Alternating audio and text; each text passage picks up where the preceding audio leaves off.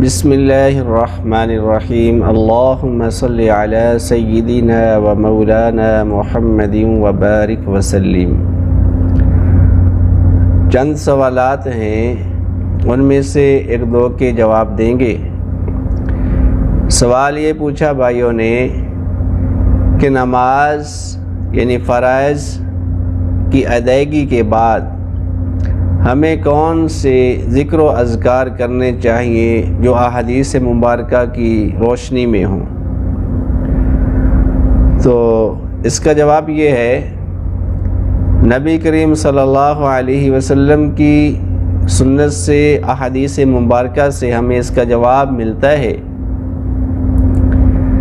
جب آپ فرض نماز پڑھ چکو اور سلام پھیر دو تو اس کے بعد پہلے کہو اللہ اکبر، استغفر اللہ استغفر اللہ استغفر اللہ، رواہ مسلم۔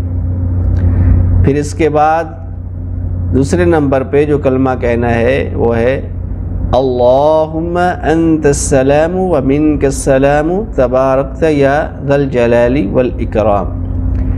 یہ بھی مسلم شریف کی حدیث مبارکہ ہے۔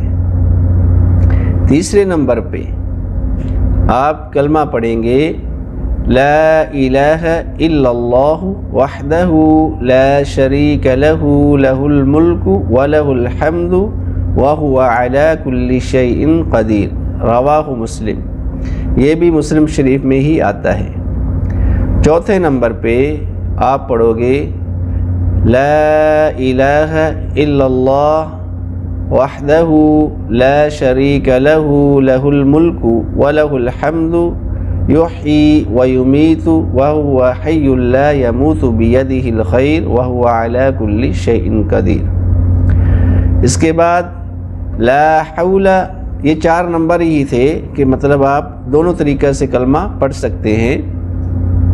پھر اس کے آگے لا حول ولا قوة الا باللہ، لا الہ الا اللہ ولا نعبد الا ایاہ، لہ النعمت ولہ الفضل ولہ الثناء الحسن، رواہ مسلم۔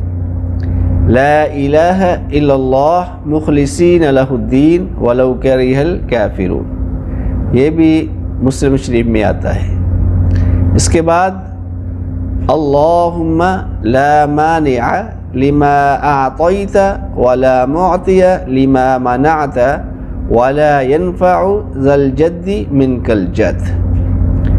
اور اس کے بعد آپ 33 بار سبحان اللہ اور 33 بار الحمدللہ، 34 بار اللہ اکبر، یا پھر جو ہے 33 بار اللہ اکبر کہہ کر لا الہ یا سبحان اللہ والحمدللہ ولا الہ الا اللہ واللہ اکبر یہ پڑھ لیں۔